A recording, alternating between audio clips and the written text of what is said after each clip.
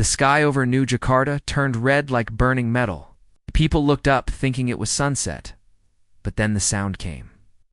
A deep, heavy roar, like 1,000 storms at once, rolled across the city.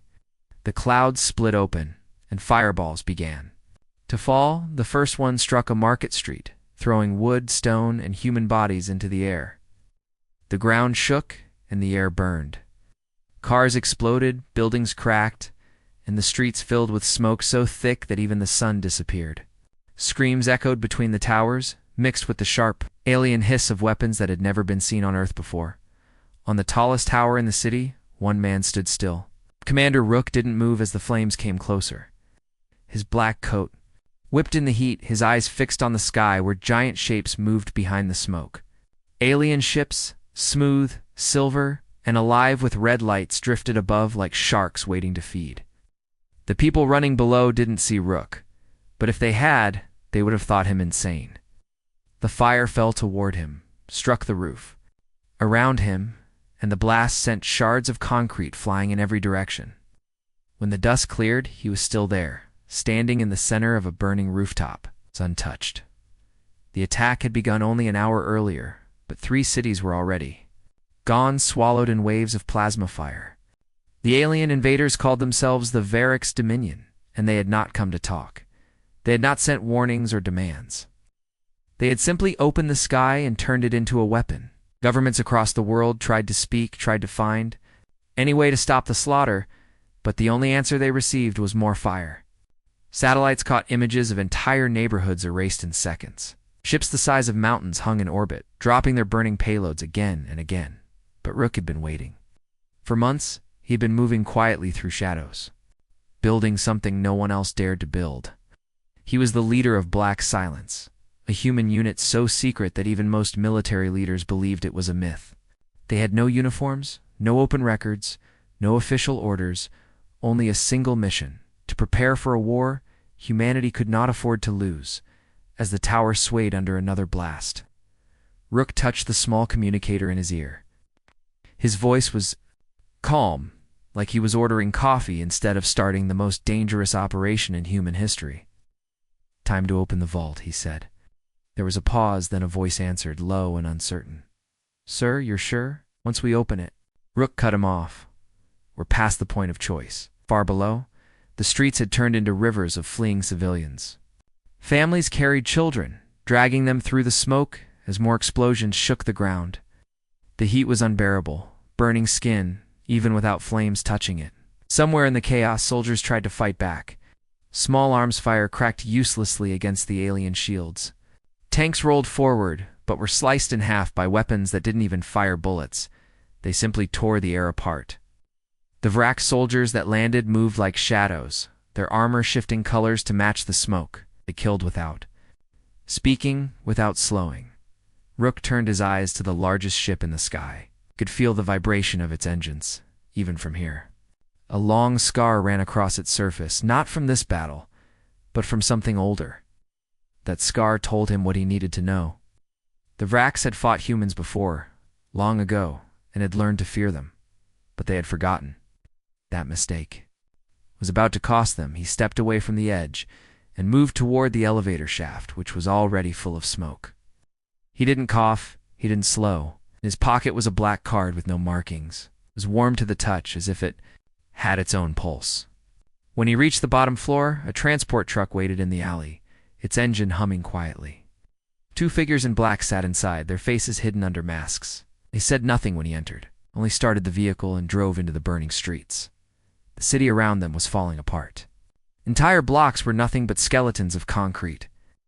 Fires painted the sky orange, and every few minutes, the street shook as another bombardment landed somewhere nearby. Through the haze, the alien soldiers could be seen moving with precise, almost mechanical motions, securing areas the bombardment had cleared. None of them noticed the black truck slipping away through side streets.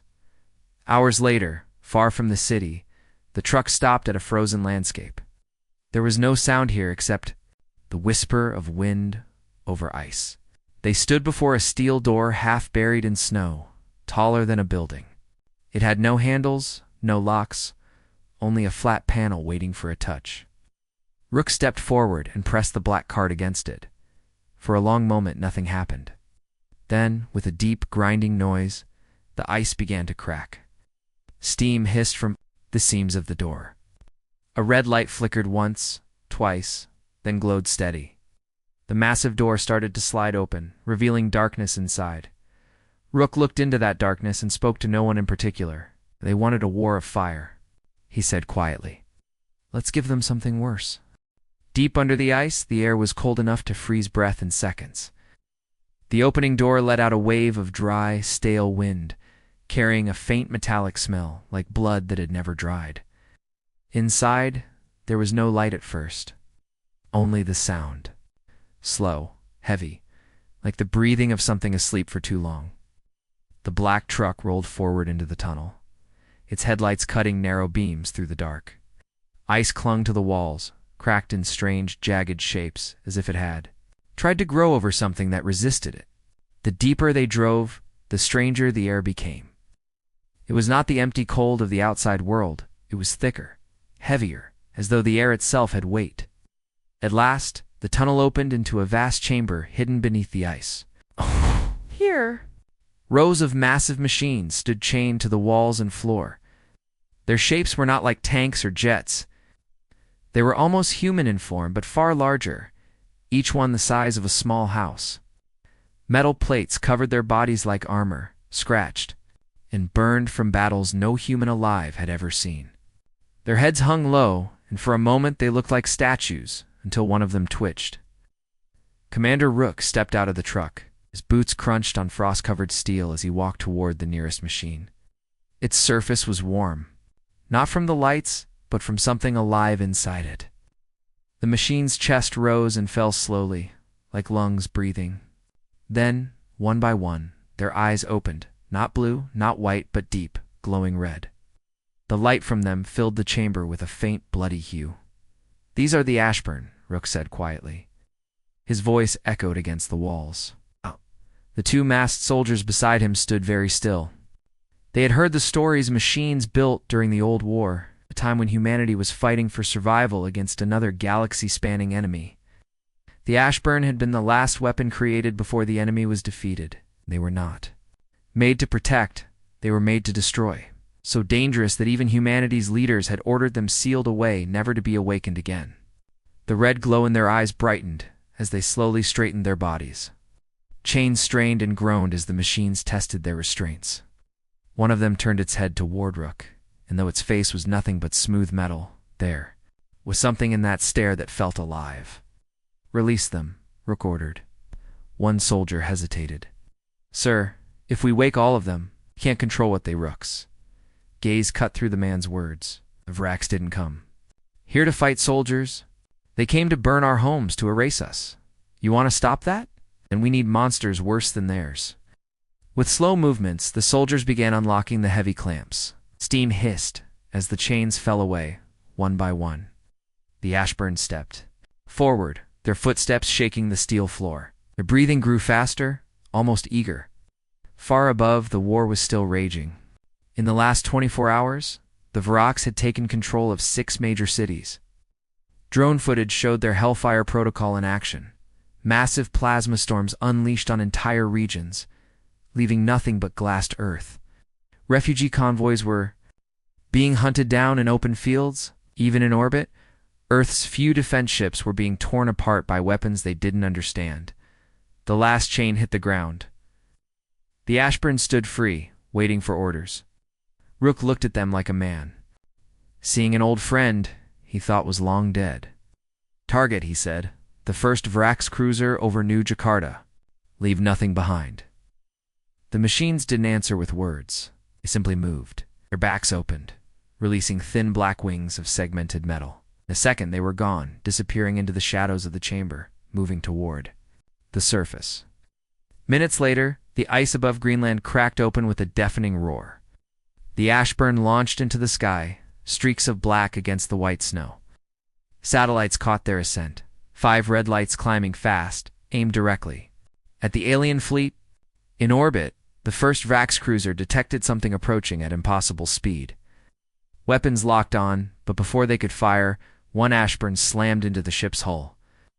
The metal melted in seconds, eaten away by a burning black substance no alien had ever seen. The ship's shields failed instantly.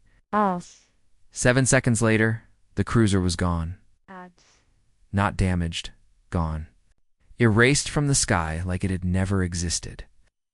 On the Vrak's command vessel, alarms screamed. Captains shouted orders. None of them had seen this kind of weapon before, and none of them knew how to stop it. In their language, one officer whispered, "The truth. The humans have woken something old." In the frozen chamber below, Rook watched the satellite feed with no expression. "This is only the beginning," he said. "Hellfire for Hellfire." The fog over Lisbon moved like it was alive, thick gray and heavy. It swallowed streets and buildings until the city seemed more like a dream than a place. The Vrak's patrol ship descended quietly into the ruins, its landing gear scraping against broken pavement. 10 alien soldiers stepped out, their armor shifting colors to blend into the mist. They carried weapons that could cut through tanks in seconds. But their heads turned slowly, scanning the empty streets. There was no sound here. No wind, no birds, no signs of life at all. The city had been hit weeks earlier, burned and abandoned, yet something about it felt wrong. The soldiers moved forward in a tight formation, their boots crunching over glass and bone. Tapped. His come to report in, but the line was nothing but static. He tried again, nothing. The Vraks exchanged glances, but none spoke. Their orders were simple: find any surviving humans and secure the area. From the rooftops, something watched them.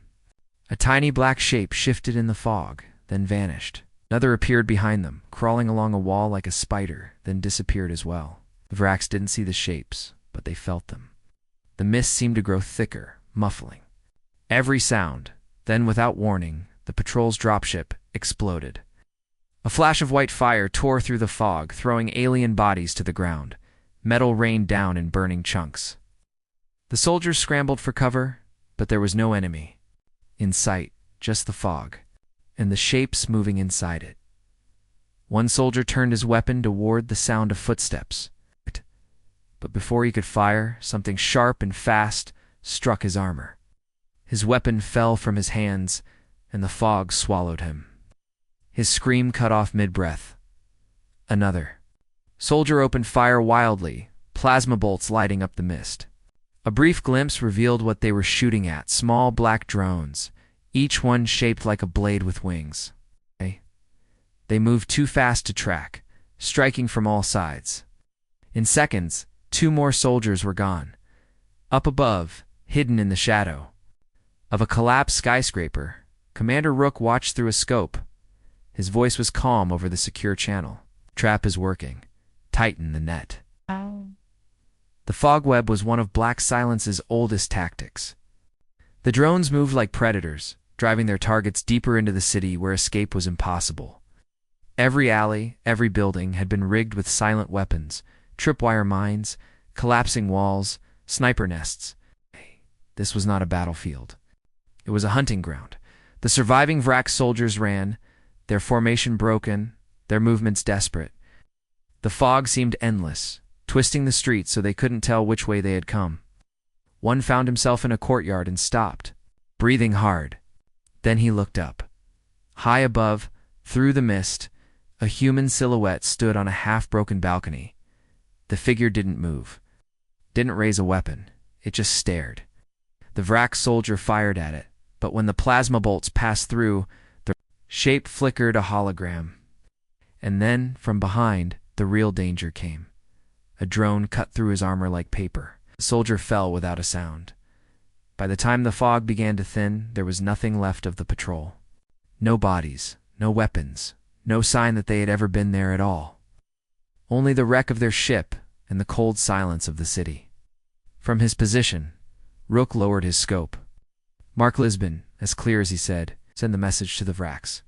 Command, loud and messy. Hours later, far above Earth, the Vraks War Council watched the footage. Their patrol had vanished without leaving a single trace, and worse, the message sent by the humans played on every screen in their chamber. It was a single sentence in perfect Vraks language. We are not hiding from you. We are waiting for you. The council members shifted uncomfortably. For the first time since the war began, the thought spread among them. The humans were not just fighting back. They were enjoying it, in the empty black between Earth and Mars. A lone human freighter drifted with no lights, no signal, no sign of life. Its hull was scarred, panels missing, as if it had barely survived an attack. The Vrak scout ship approached slowly, scanning for heat signatures. The readouts showed nothing. No engines, no weapons, no crew. It was just a dead piece of metal floating in space. The Vrak's captain ordered a boarding party. 4 soldiers drifted across the void, mag boots locking to the freighter's side. The hatch opened with a metallic groan, revealing a dark interior, filled with floating debris, broken crates, loose wires, scraps of paper that moved like slow ghosts. The air was cold and stale, no movement, no sound. They split up, moving through narrow corridors. The ship's lights were dead, but there. Armor sensors picked up faint power readings deeper inside. One soldier opened a bulkhead door and stepped into the cargo bay. And stopped.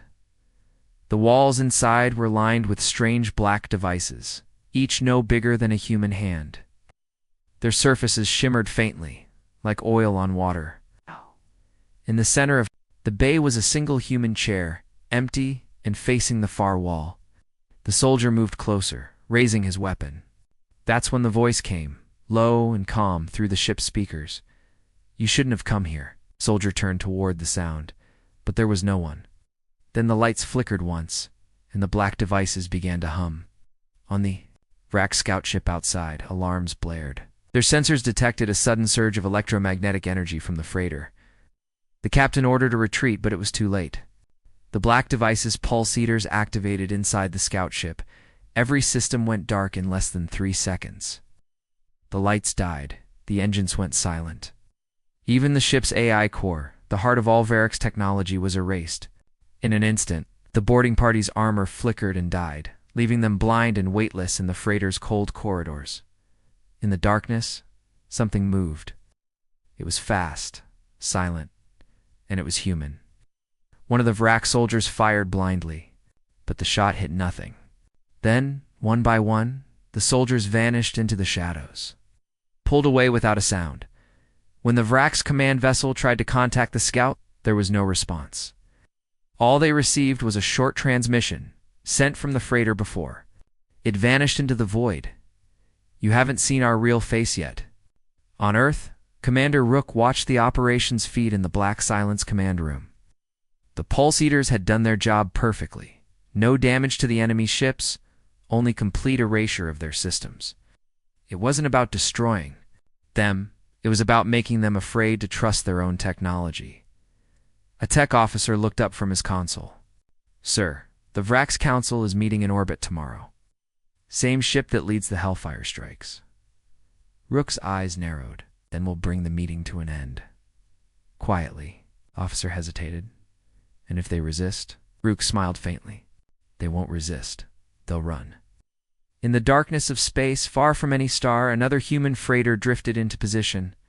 Its hull was empty, its engines dead, a perfect ghost, and hidden deep inside, waiting for the signal, were the kind of weapons the Vraks had never seen before. The Vrak's homeworld broadcast network was built to be unbreakable. Every signal passed through hundreds of secure channels, protected by encryption that no other species had ever cracked. That was why, when the broadcast changed without warning, millions of Vrak citizens froze where they stood. The picture was grainy at first, like an old war archive, but then it sharpened.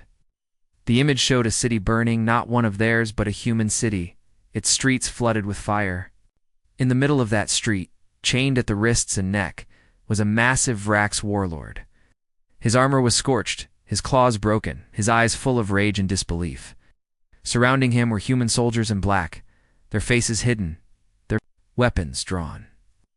The warlord snarled, but the humans didn't hit him or shout.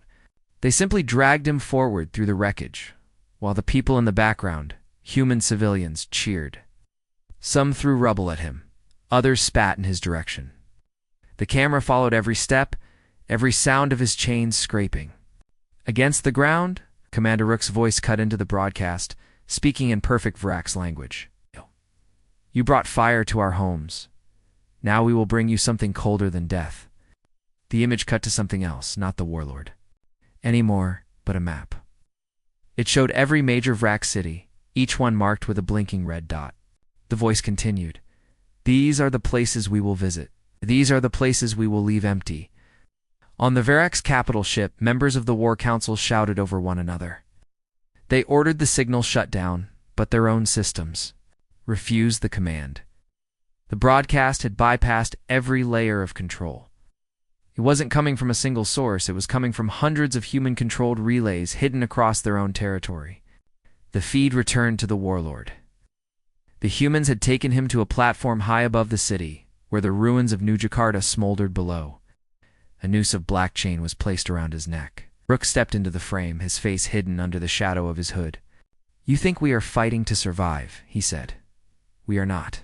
We are fighting to erase you. The warlord roared in fury. Humans didn't flinch. The camera turned to show the ruins once more, then faded to black. Across the galaxy, the message spread.